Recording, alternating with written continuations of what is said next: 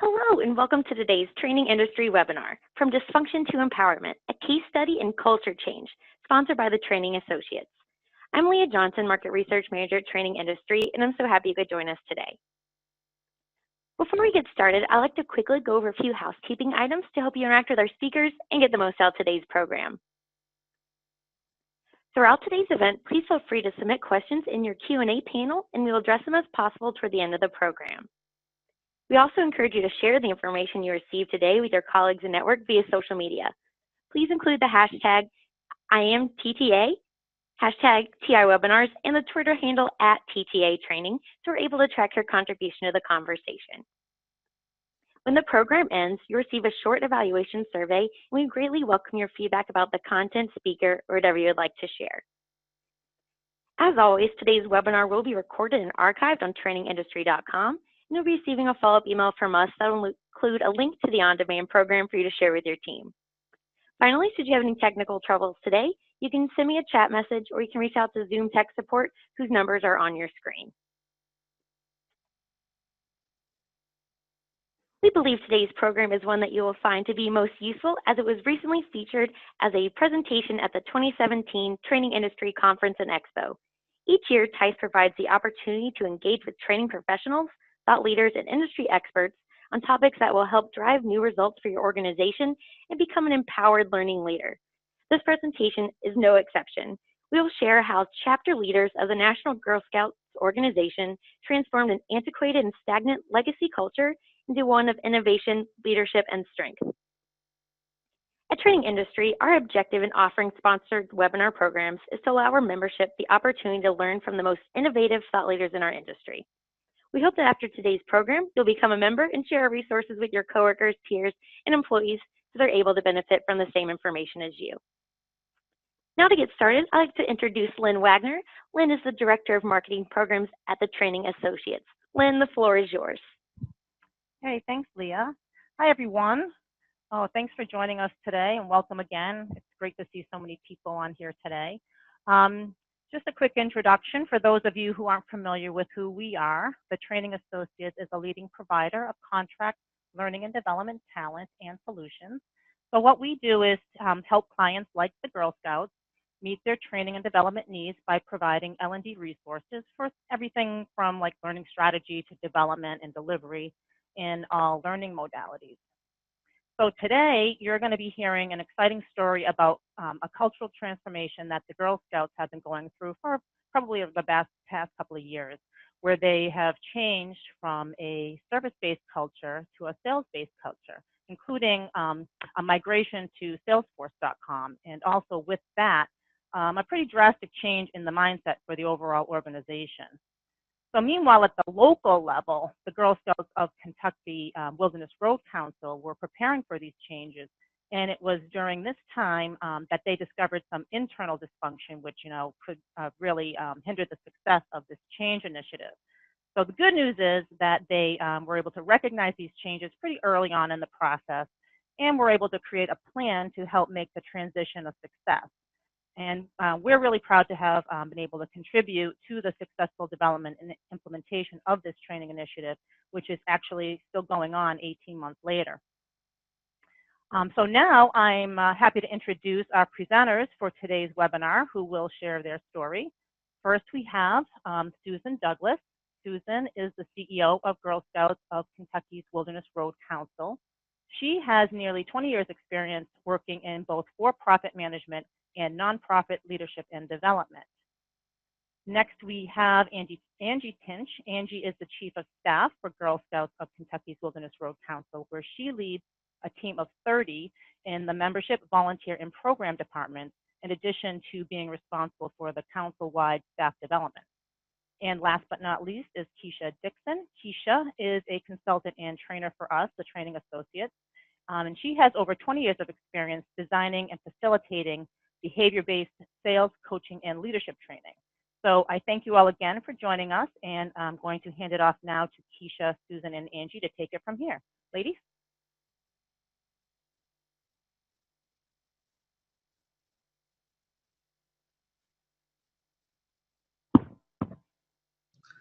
Ladies, I think it's me.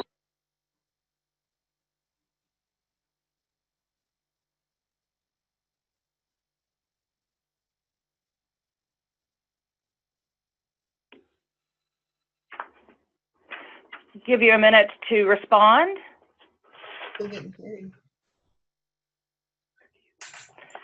Of course, as most of you all can see, we all think about pretty much the same thing, and that is cookies. I love seeing the community service and leadership. That is really why we're here. Cookies and camp are very important to the Girl Scouts program. However, we are here to provide leadership experiences for girls to build tomorrow's leaders.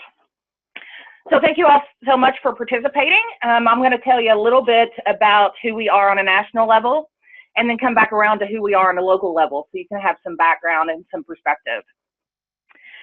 Girl Scouts of USA is over 100 years old and has nearly 3 million members. We have 112 councils across the United States.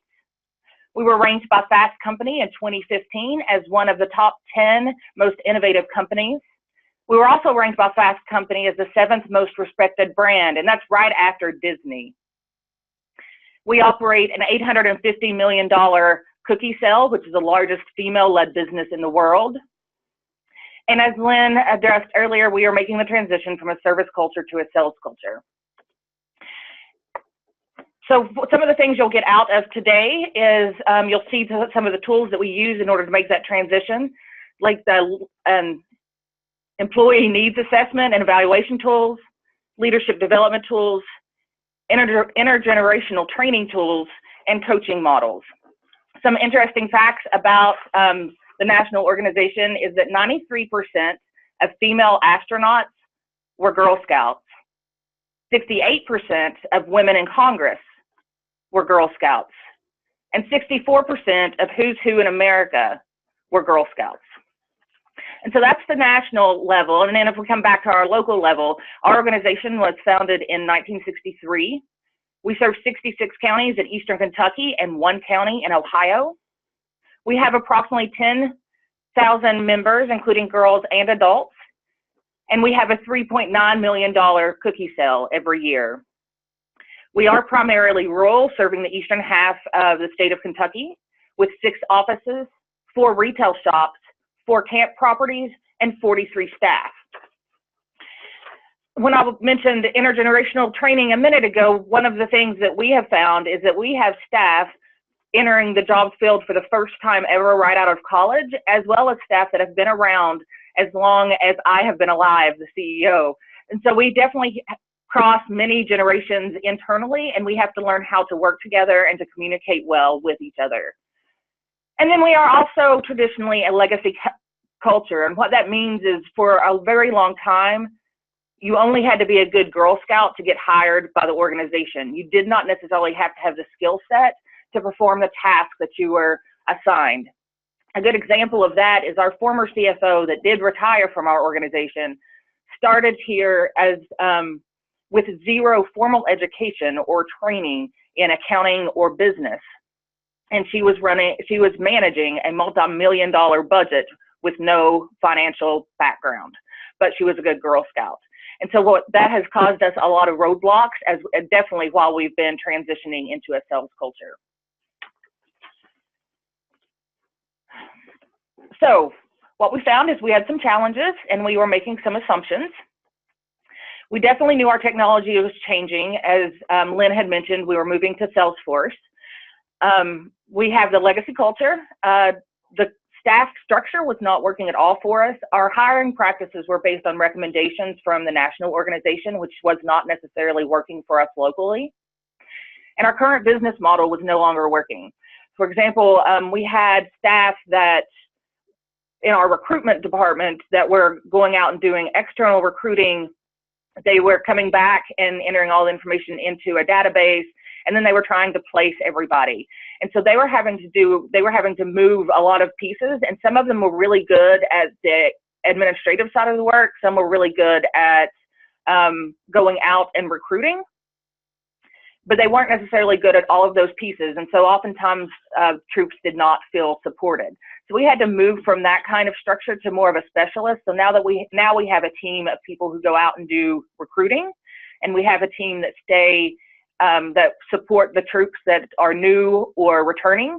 And then we have a team that comes in and moves people through the pipeline to get them placed into programs or into troops. And some of the assumptions that we were making is that staff were all at the same starting place.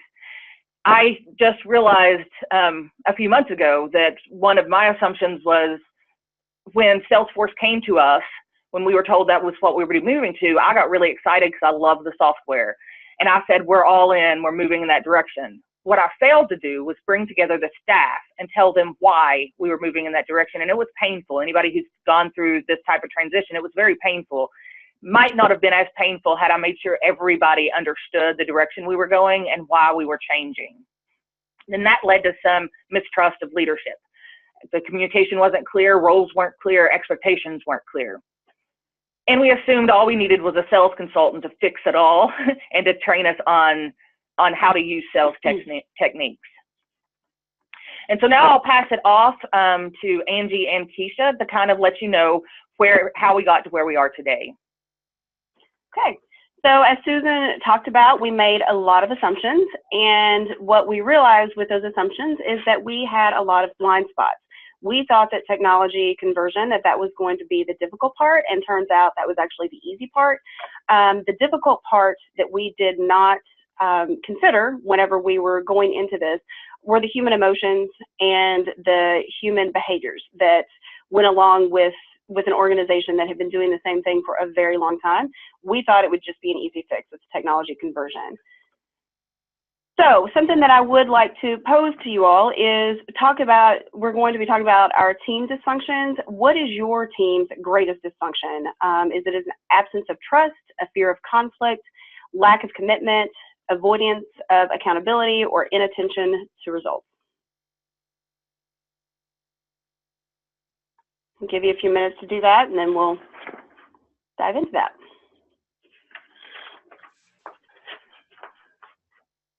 Hi, everyone. If you haven't already done so, please take a moment and select your response on your screen. You can click the button and then click Enter Results. And I'll be closing the poll in just a moment for you guys.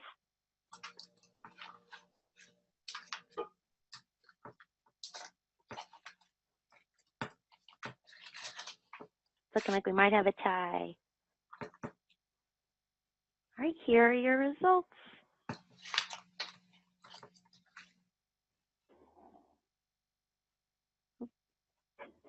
There we go.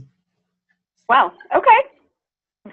Interesting. So the absence of trust and avoidance of accountability seems to be the top two. And Lynn had asked before we began what we thought it would be. And absence of trust is one that I thought would be up there, but avoidance of accountability is definitely interesting. So let's talk about that. And some Lencioni is sensed, and you are correct. As I just saw that in the chat group. Something that we did as a team before we got started was we read the 5 dysfunctions of a team. And I don't know if you haven't read this, I would highly recommend that you do, and see if you can pick out your team members in that, because we all could, and we could identify with what he was talking about in the book. And this is definitely a great tool for you to have for your team. And if you have a book club, something that I would highly recommend. So something that we realized whenever we needed to go through all of this is that we desperately wanted to be the triangle on the left. We wanted to have a complete functioning team.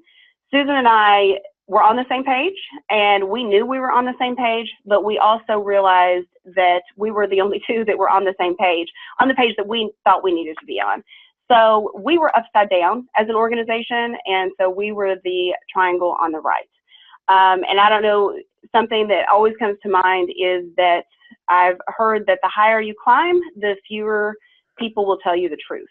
And I think that that is what Susan and I really had to become for one another. We're truth tellers, and we had to really take a deep look at ourselves, and we had to look at our organization to figure out what it was that we needed to change in order to move this organization forward.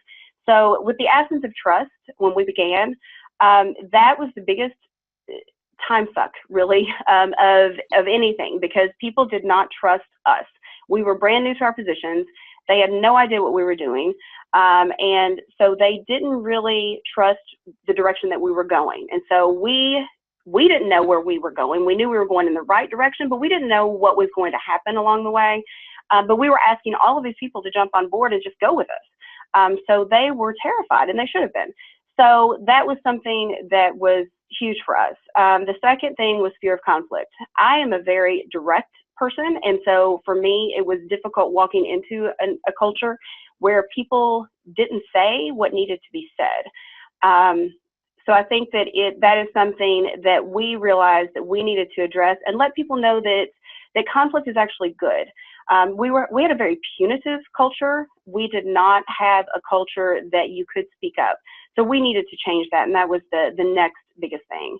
Lack of commitment for our team is the lack of transparency that we were providing as a leadership team.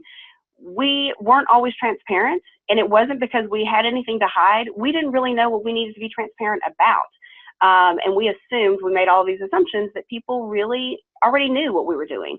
So there was a lack of commitment on their end to the team and the organization. And again, that was on us. Avoidance of accountability. I think that we like to think that we kept people accountable or held people accountable, but we didn't. People really could do what they needed, whatever they felt like doing, and that was okay, as long as they were good people and they showed up every day and they weren't, outright horrible. So that was something that we really needed to work on. And then the last thing that we realized was the inattention to results. That went along with accountability, is that we really needed to set clear expectations and clear goals. So that was something that we really needed to work on and fix.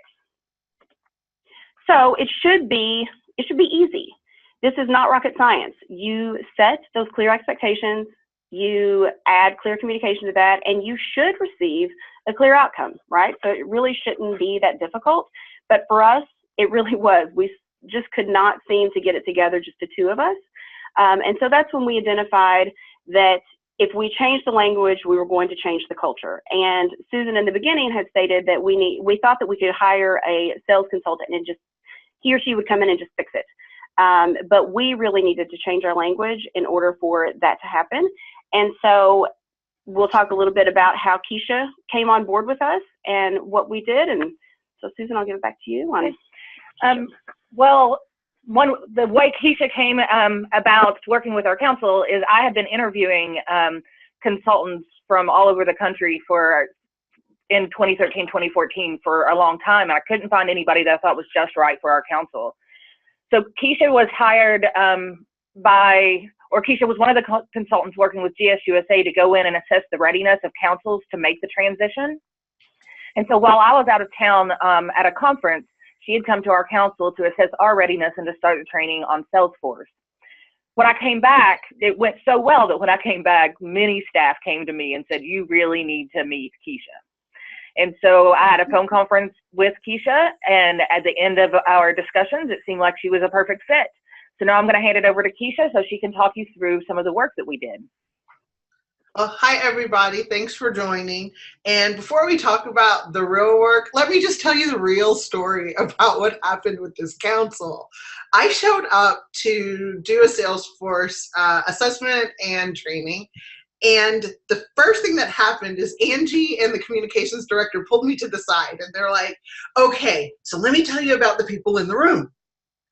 Now, guys, you guys know how this works. Every team has that person who's gonna be negative, right? They're gonna derail the training or the meeting or whatever. So I got the lowdown on the whole staff, even to the point of so-and-so, when they look at you, they're gonna have no expression. There's nothing wrong, it's just her face. And that was kind of like, I've never been pre-warned about a group of people quite to this level.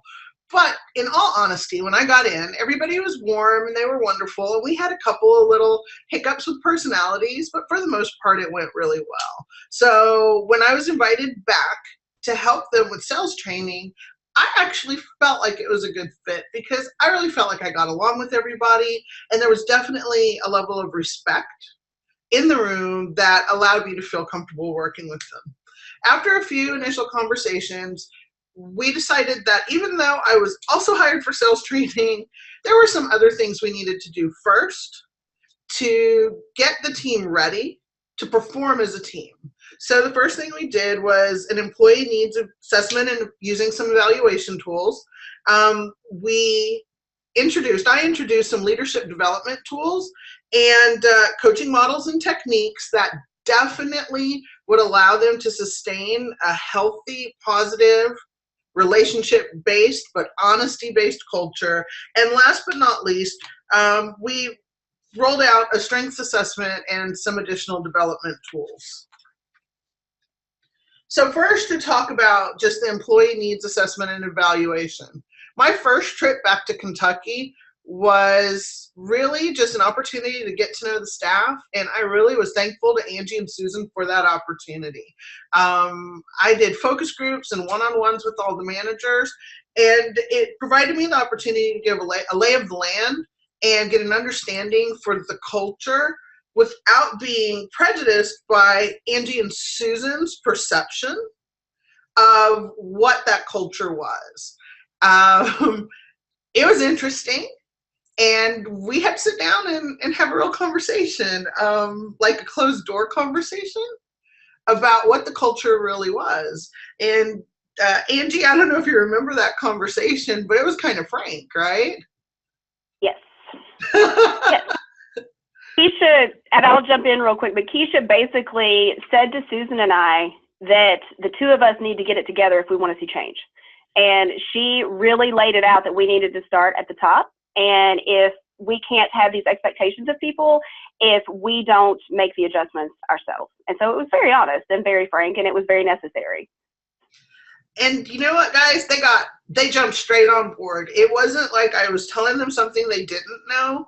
It was more that they thought they were managing it behind the scenes. You know, I'm from Louisiana. I'm from the South, and they're from the South. And, you know, in my culture down home, we always have that aunt or uncle or cousin that you don't want out front with company when people come to visit. And so you try to manage them. You're like, hey, let me make sure, Aunt Judy, that you've got lunch and you got your soap operas on, and you just sit back here for a little while and I'll come back and check on you. Well, sometimes we do that with our teams. We know what's wrong. We know where the dysfunction lies, yet somehow we think we're managing it. When an outside person comes in, they're like, yeah, that's crazy, Aunt Judy. Yeah, what's happening here?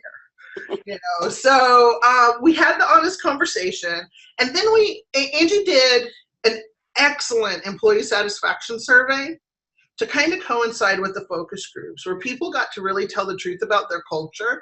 And I have to say, this Girl Scouts Council was fantastic because they were willing to hear the truth, not just from me, but from their team as well. This led to a great understanding of some of the challenges on the team, but also some of the challenges on getting the team all on the same page, especially because of that multi-generational factor that Angie talked about later. And, you know, Angie, you work with these people every day as chief of staff. Let's talk a little bit about this slide, about how hard it is to motivate people from so many generations. So we had started multi-generational work as far as evaluating that, what our true culture was and what our makeup was for our staff, and also for our volunteers, because that is something that we have to deal with every day. So we really needed to understand communication. We needed to understand expectations. And as Susan has stated earlier, their staff are still staff that have their start date was the year that she was born. And so clearly we had a lot of generations working together, and we had 4 generations on staff at one time. And most of our workforce, the staff makeup right now, are millennials. And behind that we have Generation X and boomers. So that's what we have currently. But with the millennials, clearly their expectations are different. I don't know if anybody's noticed that or not, than baby boomers. And so when you have baby boomers that are managing millennials, it was a disaster. And so we needed to understand what it was that we needed to change in the communication and the things that we need to change within our organization. So with millennials, we have a group of individuals that this is their first job, and they have good work ethic. They really want to be involved, but their time is a little different the way they spend their time is a little different than the way that baby boomers or Generation X would spend their time. So we really had to evaluate what those expectations were and worked a lot on that and had some really honest discussions with our managers, whether they're millennials, baby boomers, Gen X, and traditionalists. We had just a few on staff. Most of those would be our volunteers, some volunteers that we still have. So that was one layer of this onion that we tried to peel and understand. Oh, so there's a question about age groups that define each generation. So go ahead. Can pull it up. Yeah. So millennials, well, traditionalists are going to be, I don't know, what is the age group for traditionalists?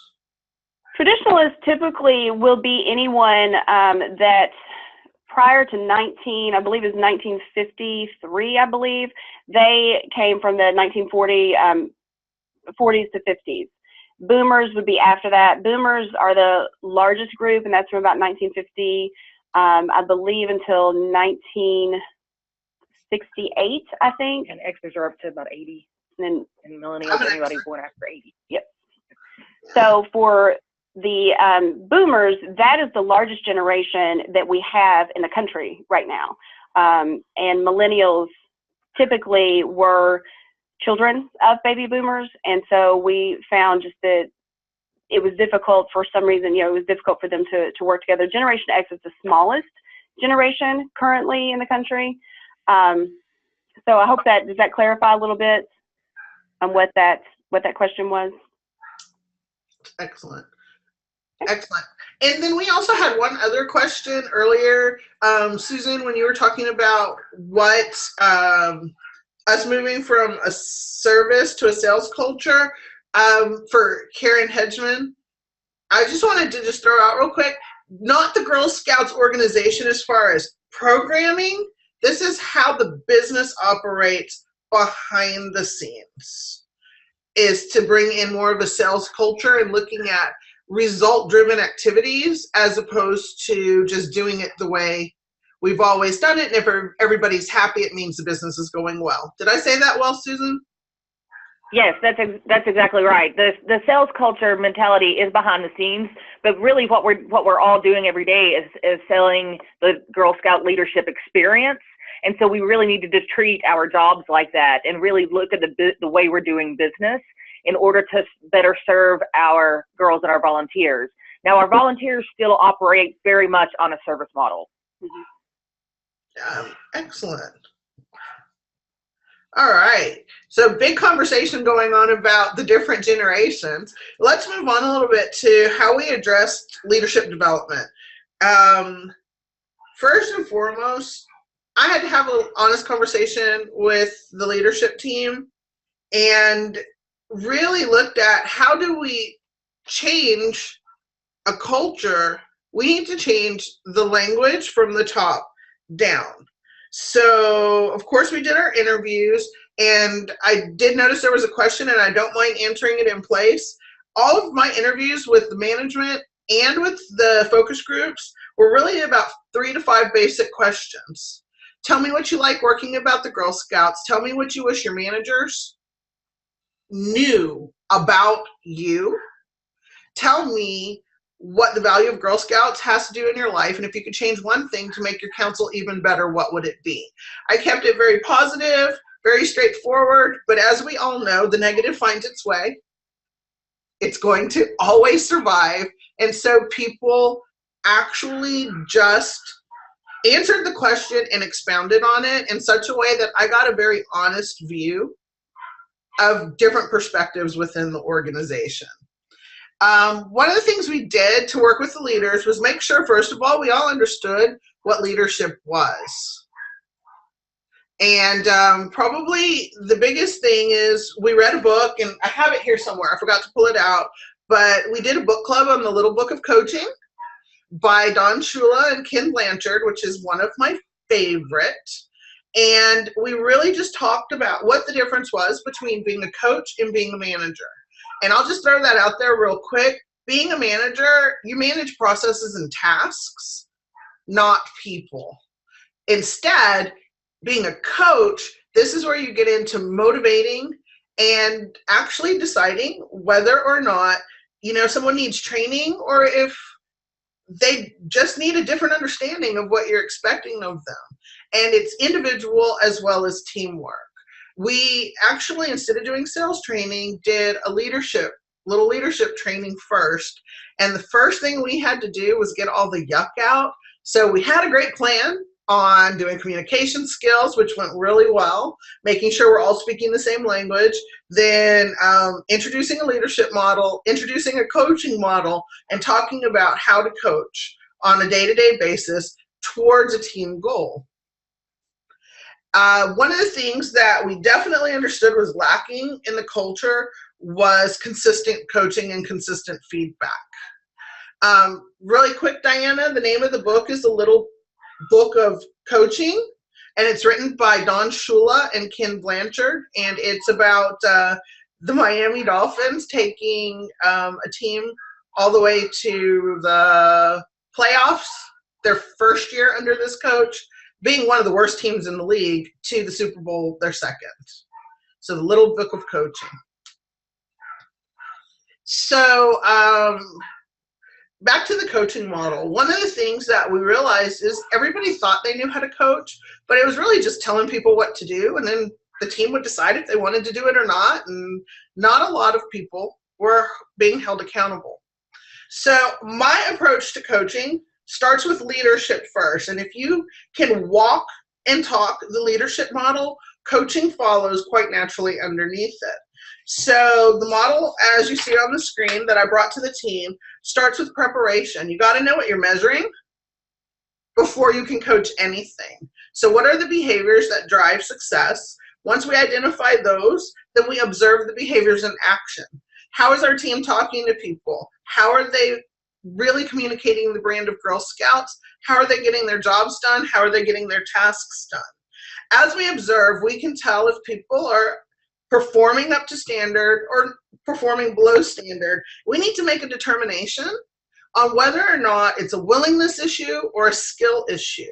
And here's where it gets tricky, guys, and I'm sure you guys know this because you're all in the training realm.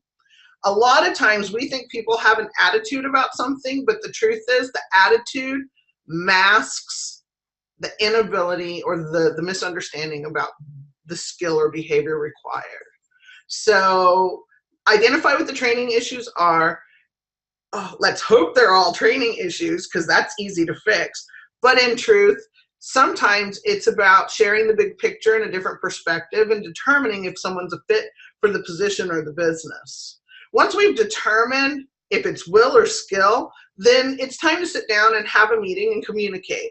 And when we communicate, the model is quite simply, I'm not going to tell you, I'm going to ask you, how'd that interaction go? What do you think went well? And then hopefully we can help our team self-diagnose. The fifth step in this particular process is negotiation, which is, again, very prescriptive from the team member side, not from the coach's side. Oh, so if I go learn about this and try it next time, that should fix it? And you say yes, and negotiate who does what by when. Then we let them do the job, and then we start back over and we prepare and observe. And so this is kind of a walking and talking leadership model. And I think it was a really good way of pulling into perspective that we have to let our team do their jobs. Angie, did you have anything to add to this? No, I think that this is something that you can cater and for your own organization, but it did, for us, this was a tool that we were able to use every day, and it was consistent, and that really helped with the accountability piece that we were missing throughout, because there was no question what needed to happen. Excellent. And it's a lot of fun because everybody knows what everybody's doing. Probably for me, the core of what I do is really relational. It's about people to people. And one of the things that usually happens in an organization is how you treat people behind the front doors should be as good, if not better, than how you treat people outside of the doors. but it wasn't quite working that way at Wilderness Road.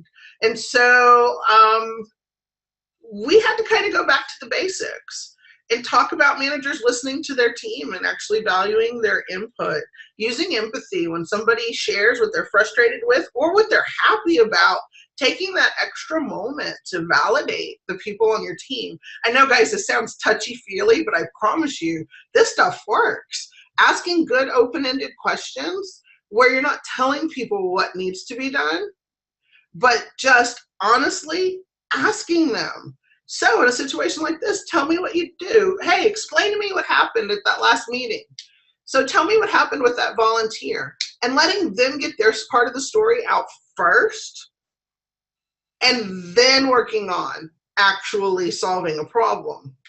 Power words and professional language.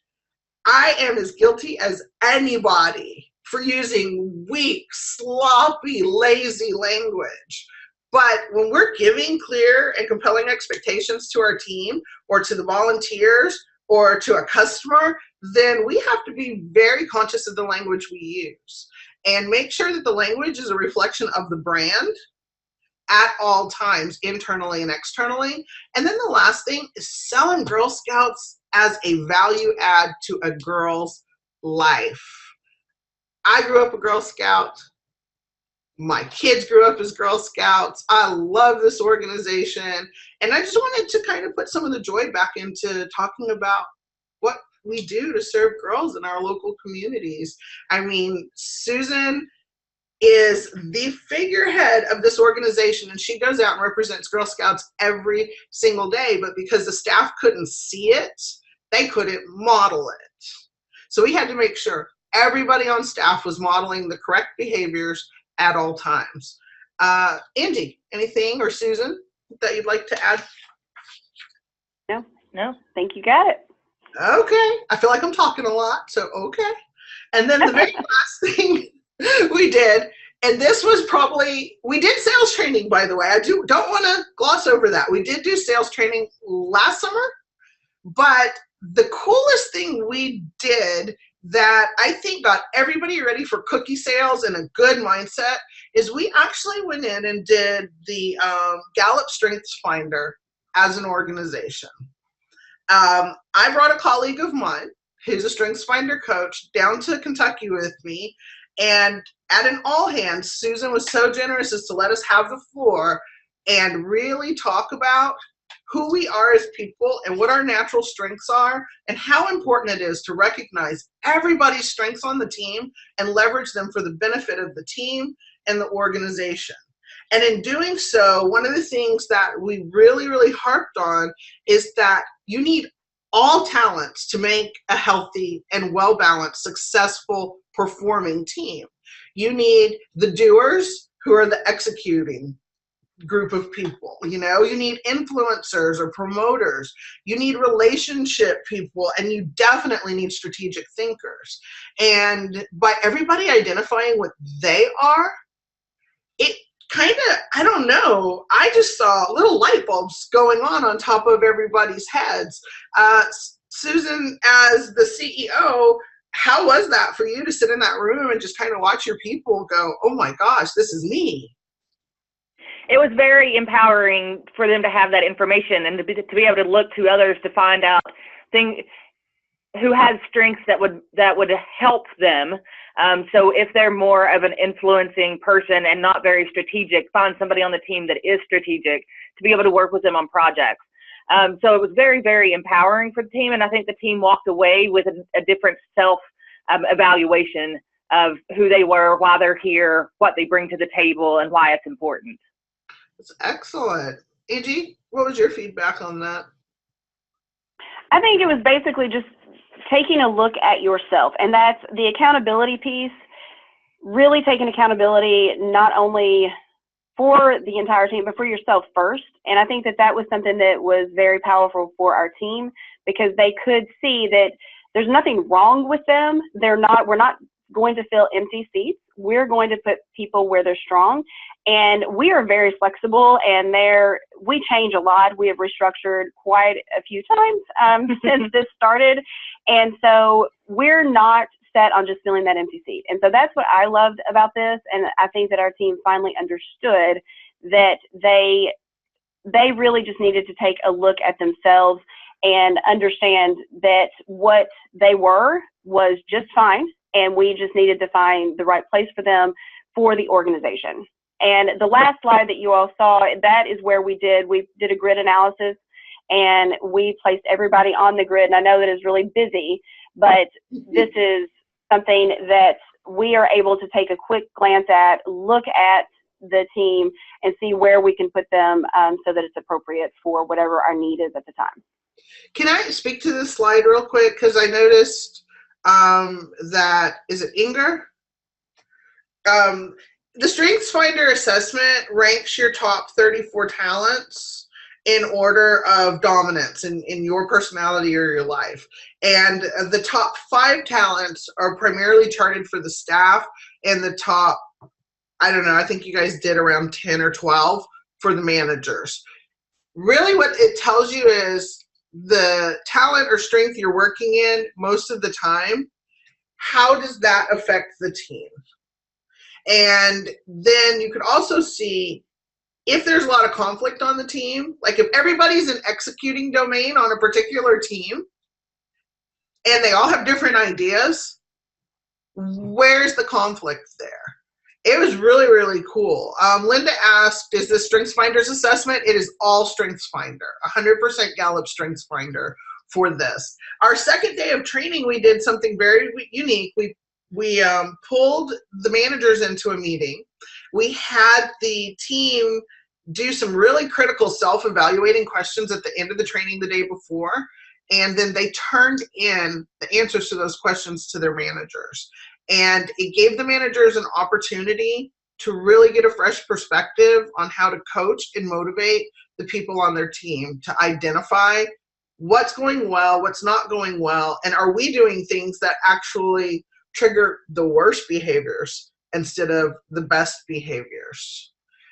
Oh, my pleasure, Inger. It's my absolute pleasure to share this. So yes, this looks busy for a slide, but I'm glad Angie included it because this actually shows their commitment to this. And by the way, I just had a one-on-one with one of their directors yesterday, and we had a great discussion just on StrengthsFinders and what happens if somebody on your team doesn't really like StrengthsFinder, doesn't believe in it. And my answer was, who cares? As a manager, you know where their strengths lie. You know when they're operating in what we call their penthouse behaviors as opposed to their outhouse or negative behaviors. So it doesn't matter if they buy in, they are still who they are.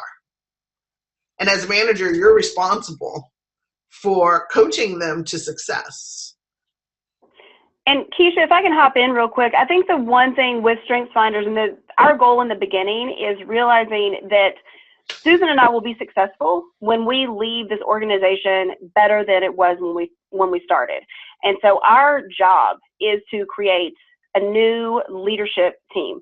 That's our job, a new generation of leaders. And so by doing StrengthsFinders and all of the things that we've done, then hopefully we're going to leave this organization better.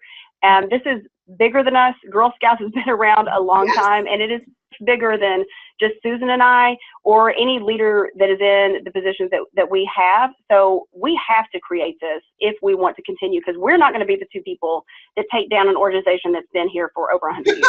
That would be horrible. So we're creating our leadership team for the next few generations. Excellent. Excellent. There were a couple of questions here real quick. Yes, influencers, there did not seem to be a lot of strong influencers at this particular time in the organization, which lets us know where a lot of the conflict lie. There were a lot of doers and a lot of strategic thinkers.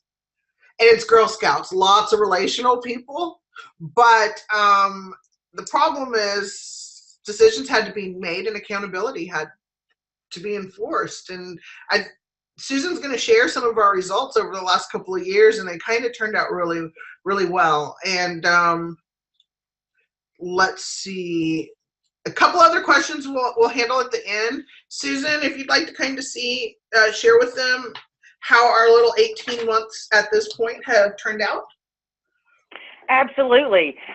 We definitely had our struggles as we've made this transition and we've changed, but the good news is we are seeing a lot of successes. Membership renewal refers to renewing after 1 year, and it's moved from 50% to 60%. Retention is if you come back for the 3rd year, and that's moved from 52% to 62%. Our staff turnover rate is much better. It's dropped from 42% to currently being at 20%. And our cookie sale, which is our primary income source for both the troops and the local councils, it had not met a goal in many, many years. And this year we were 4% above what our cookie goal was. And I'm very excited to announce that today that I just pulled our membership numbers. And as of today for our 2018 membership year, we are up 17%. And so that's after about 8 years of decline in membership. And we are already up 17% going into our next membership year. Excellent. So we also know that this is a continuous learning process. And so there are still areas for us to improve. Within membership, this year, we really hope to stabilize our membership and increase our new member pool. And for next year, we really want to grow membership overall. Girls, adults, retention, renewal rates, all of that to improve. With staff development, we have learned that our onboarding is not near as strong as it needs to be. So we're looking at improving our onboarding process for new employees. And we would also like, if we can stabilize our funding revenue sources and our membership pool, we're hoping that we can include some monetary incentives, because right now most of our incentive plans are around time off. And then hopefully get to a point that we can have a higher starting salary. Our starting salary is definitely not very competitive with other nonprofits in our area. And then, of course, with fund development, we really need to diversify our funding streams that would benefit all of these improvements, because right now we are very reliant on the success of the product sale, and we need to be more reliant on our community and our community partners. So in order to make some of those improvements, we have some next steps. We're going to continue working with training associates in Keisha to develop a train the trainer program so that as new people come on, they are getting the same information that everybody else has gotten in the work that we've done with Keisha. We are developing an e-learning program for onboarding new staff so that they can go back to the materials over and over again. They don't just hear the one message once. And then the virtual coaching that we have monthly, which is one-on-one between Keisha and individual managers, that will continue for now. And then, of course, working with GSUSA, we are aligning through strategic planning, sales model and sales staff, recruitment, product sales planning, funding diversity, and then providing program consistency. So that's kind of where we've been and where we're going. And so for now, I'd like to open it up to more Q&A. Awesome. Thank you so much, guys. Before we get started with the Q&A, if you guys have any additional questions for Andy, Susan, and Keisha, please submit those through your Q&A panel, which is located in the upper left-hand corner of your screen. Are you guys ready for questions? Yeah. Yay. All right. Our first one is from Janet. She wants to know, what was the biggest challenge you had to overcome in this process? Ooh. Wow. There were several, but I think probably the biggest challenge was just getting everybody to be at the same starting place or have them seeing the same place. And I think just the mindset, changing that, helping to facilitate that, I think that was the biggest thing, because we have very, very capable people here, and we can honestly say we've never worked with better people. So we have very smart people. It was just getting them to the place of understanding that it's going to be okay, that their trust can happen. Accountability is a good thing, not a bad thing. So I think that just working with the different behaviors and the different emotions, I think that was probably the biggest challenge for me. And I think it's, for me, I think the biggest challenge was understanding where we were as a council so that we could move forward. Again, I mentioned earlier, I went straight out to look for a sales consultant, somebody that would just teach us sales techniques. And then what we uncovered in the process is that we needed a lot more work to get us to the point we were ready to learn those and embrace sales techniques. And so I think that was my biggest challenge, was just understanding where we were culturally to be prepared to move forward for growth. And just real quick, my biggest challenge was not getting fired for telling the truth. So, no, seriously, it wasn't. It was an agreement from the very beginning that the way we were going to do this was I would tell the truth and hope that they would be able to take it constructively so that we can have an action plan for success. So no, they never threatened to fire me. I just want to be clear on that. Great, thank you guys. Our next, we actually have several people asking about your focus groups. They want to know, how did you facilitate them to understand the perspectives of the team, and what kind of questions did you ask, and what was the structure? So I don't know if you figured it out. I'm a really laid back person, like super chill. And I had the benefit of doing their Salesforce training. So the core team already knew me. They knew my humor. And I would like to think they knew I was pretty sincere. So it was just an honest conversation. Hey guys, you know, the exec team's looking to bring someone on to help you guys be even more successful. And, you know, the way to do that is for me to ask a couple of questions. You know, what do you love about being a Girl Scout? What do you love about working here? If you could make an improvement, what would it be? What does your manager not know about who you are as a person? What would you like them to know about you? Honestly, it was 3 or 4 questions, and I just let them talk, and I took notes, and I let them know that, you know, they were in a safe place, and I was bringing back the general feel about what they said, not necessarily pointing fingers at people. And I know for a fact that not a single employee has ever come back and said, I told Keisha this, and she violated my trust. So for me, it was establishing that trust baseline with them and let them know I was there for their good. And in addition to that, we do call Keisha Las Vegas, because whatever goes to Keisha stays with Keisha, and then she finds a way to make sure that it's communicated back out to us. But another thing that we did with that is we did diversify the team, as we have 67 counties that we serve, and rural and urban, primarily rural. We took people from each area that we serve as far as staff, and then we also took how long they had been on staff, if they were new, if they were veterans, and different positions. So we had a really diverse group, so that we would get a really clear picture of what the struggles and the challenges were. Oh, and no managers in focus groups. Managers had individual meetings with me, like 30 minutes, I think. I don't know if they were 30 or 45. It was a long time ago. But they had individual one-on-ones. The focus groups were with the staff, so it was like 5 or 6 people at a time, just having a discussion and keeping it light. And by the way, can I just say, a lot of empathy from my end, validating everything they're saying. And in truth, if I'm going to give you my secret sauce, to find something to compliment everybody on that was genuine and authentic and in the moment. So it relaxed kind of some of their anxiety and let them see I saw them as a person.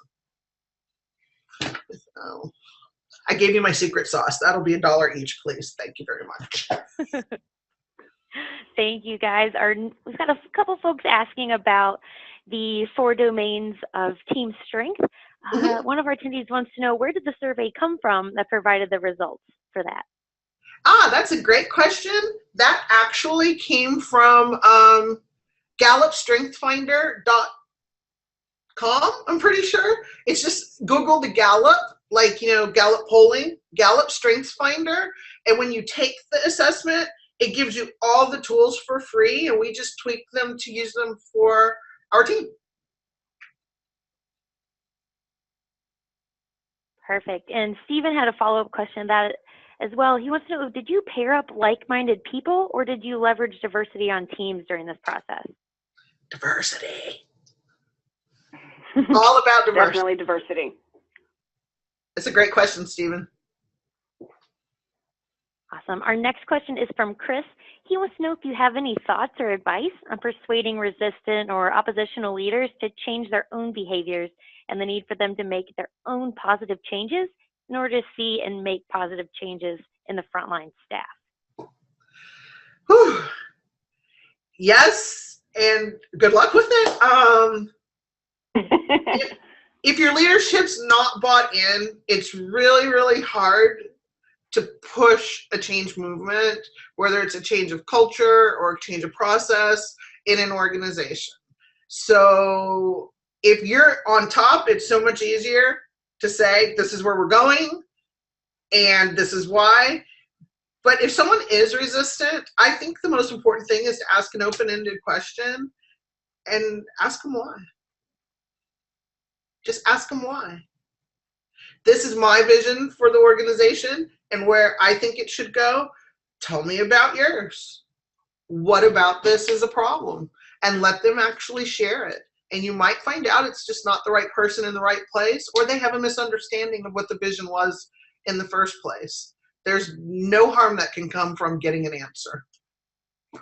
So I hope that helps. But you can't. And I think too, to add to that, I think it was much easier because Susan and I, we were the leadership team.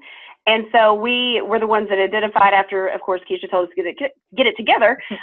We identified that we needed to make the changes. But I think coming from the position I think that Chris had asked is finding a way to, if this is the organization that you want to be with wherever you are, making sure that everyone understands that a leader can be anyone from the person that sits at the front desk to the CEO. Yes.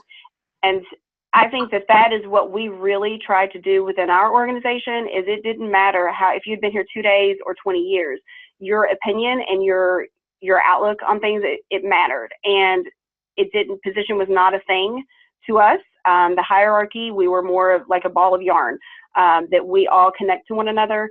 And so I think that that is something that really helped us because I feel like we were already there, and we don't have egos. As Susan and I do not we didn't let our ego or any personal agenda, anything like that, get in the way. So if you're dealing with that, then that is definitely challenging. I don't know if a book club is something that would be good. Maybe reading some leadership development books and maybe proposing that might be something good to get your leadership team on board, and then starting that conversation from there. Great, thank you guys. I think we have time for another question or two. Brittany wants to know, what did the leadership team feel that they were, did they feel that they were being transparent about that their staff didn't feel was transparent? I definitely felt like I was being transparent, but what I learned through this process is that I was not as transparent as I felt like I had been. And I think that did cause some mistrust between the staff and myself. And while I relayed a lot of information to my top leadership, I was not putting out there what needed to be relayed down the chain. And so I think that at times staff may have felt like that leadership was out to get them. That it was an us versus them mentality. Once Keisha told me to get it together, and I was able to have that self-reflection, then I understood a bit that I needed to strengthen my communication skills and be able to provide that transparency. And so now everything that I'm allowed to share, I share as often as possible. We've also added some different communication tools, like having a monthly all call where everybody on staff is required to call in, and every department has the opportunity to talk about what's going on in the department and how it relates to the rest of the council. And so that's really opened up lines of communication by just having the information available. Awesome. Thank you so much, guys. Unfortunately, we are all out of time. I have a few closing notes from me. I'd love to see everyone at a few of our upcoming training industry webinars. You can register for these at trainingindustry.com, as well as access our archive where the recording of today's webinar will be housed. As a reminder, all of our webinars are pre-qualified for a credit hour by ISPI and count towards our credit hour of recertification for our CPTM program. What is a CPTM? Is a Certified Professional and Training Management program that assists you in developing core competencies that empower you to manage the future training needs of your organization. You can participate in a number of programs held within the U.S. or join us for a virtual practicum anywhere in the world. I'd also like to invite you to join us in person for next year's Training Industry Conference and Expo in Raleigh, North Carolina in June of 2018. And again, thank you so much to today's speakers, Susan Douglas, Angie Tinch, and Keisha Dixon, and of course our sponsor, the Training Associates. And thank you to all of you for your time and attention today. You'll be receiving a follow-up survey from us. It will disappear when I close the event today. We'd love for your feedback. If you have any questions or comments, please feel free to reach out to me. I hope everyone has a great rest of their day. Thank you, guys. Thank Thank you. you. Thanks, everybody.